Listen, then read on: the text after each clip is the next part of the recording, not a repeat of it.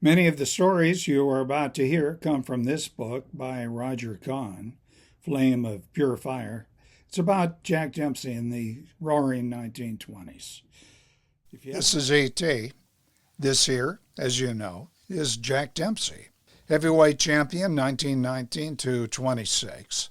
In September of 1920, he's training for a challenge from Billy Miskey. Billy's a good fighter.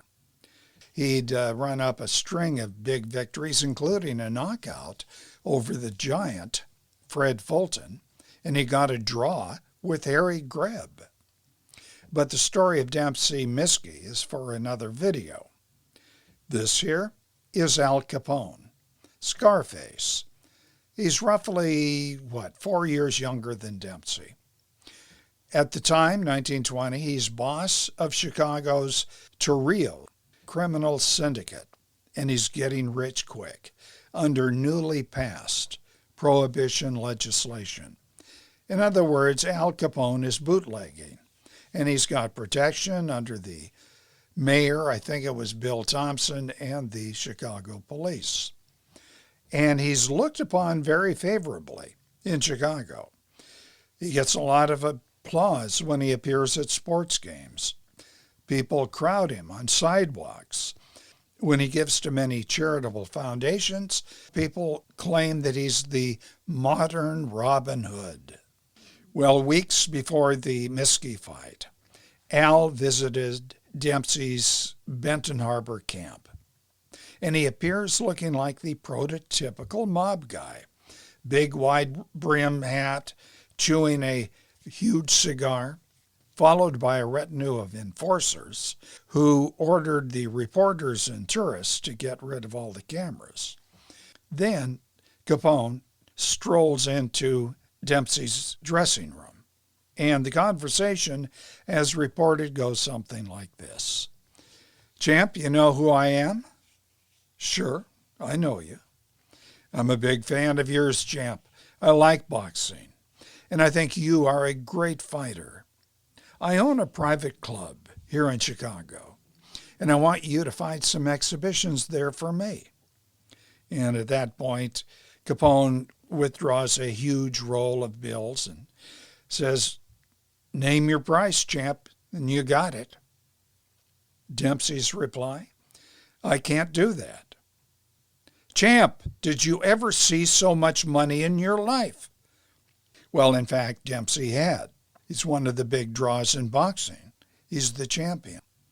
More important, he's been around the block, riding the rails, having to fight in cheap situations where he got only a meal. And he knew what was facing him should he partner up with a gangster. Big money at first, but he's already making that.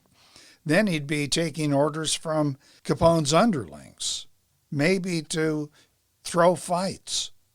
Dempsey shakes his head. "Thanks, Mr. Capone, but the answer's no." Capone was not angry. Some speculate that he really came because he wanted to feel Jack Dempsey's respect. Respect for him, Capone, being a real tough guy. Well, Al Capone left the camp. There was no communication for 7 years. However, a few weeks after this visit, the following story maybe took place. I say maybe because it has not been officially confirmed, but so many people have said that it's true that I'm going to tell you about it.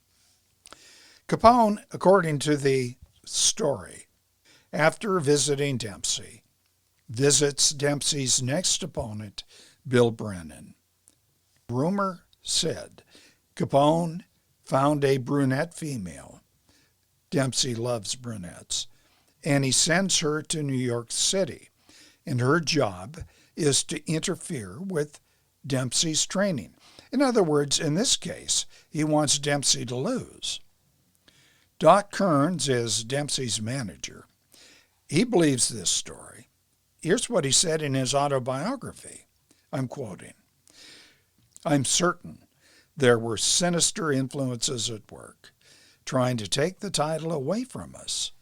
Brennan, to my way of thinking, was getting his backing, taking his orders from some mob or other in what shaped up as a gangland betting coup, since Dempsey was a 4-1 favorite. Yeah, I managed Jack in the daytime, but the Broad was his manager at night. That damn near did him in. Believe me, a fighter cannot train on top of a brunette. Well, it didn't matter because Dempsey put Brennan away with the left-right combination in the 12th round.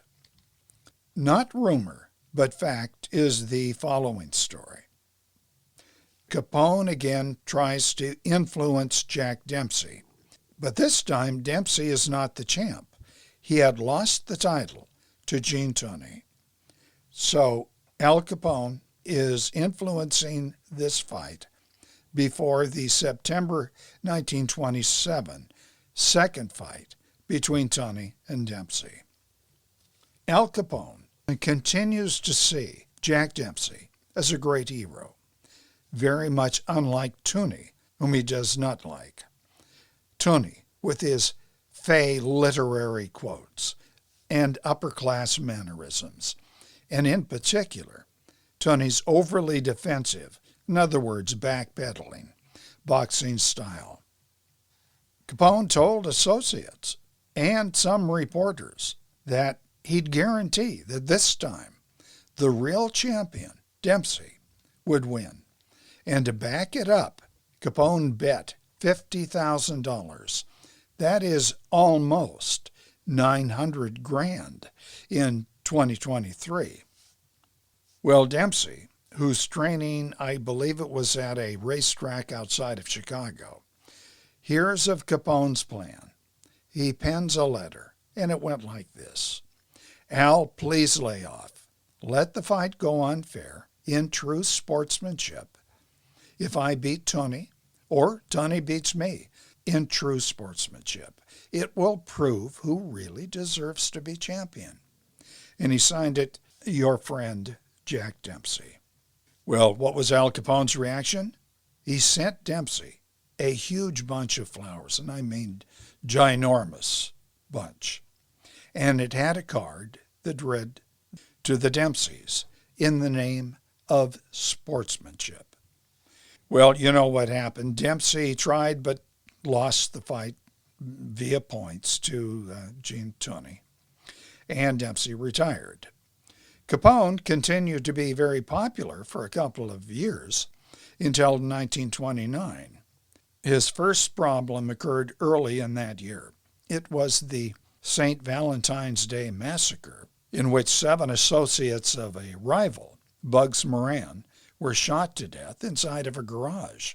This was worldwide news, and Capone was seen as the villain who planned this. Then there was the market crash later in the year, beginning in September and going on into October. Al Capone was very much hurt by these two things. No longer is his name associated with Robin Hood. The press now refer to him as public enemy number 1.